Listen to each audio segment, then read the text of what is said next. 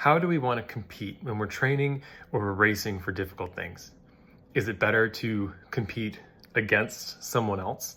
Maybe it's your best friend or your worst enemy. Maybe it's the person passing you on the street when you're out for a run, or it's the guy that's been side by side with you for the last 10 miles of this marathon. Maybe we're competing against ourselves.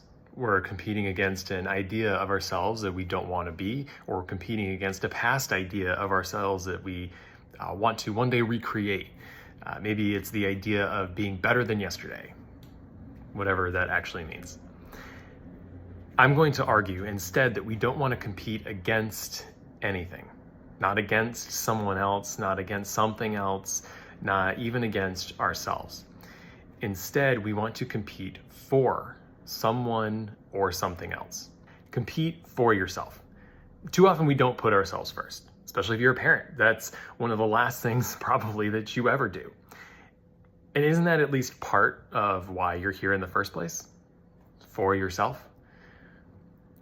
Compete for everything you deserve. Compete for everything you love. We can also compete for others.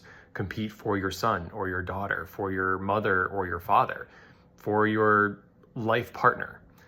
What are the lessons that you'll learn through this hard thing that can be brought back to the others in your community, whatever community that is to you?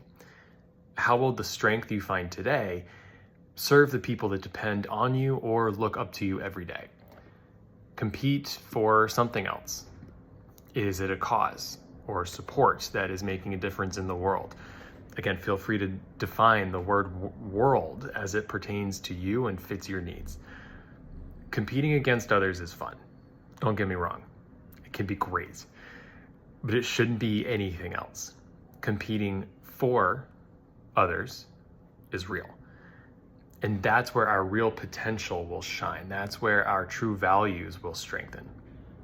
So go out today and ask yourself who or what you are competing for.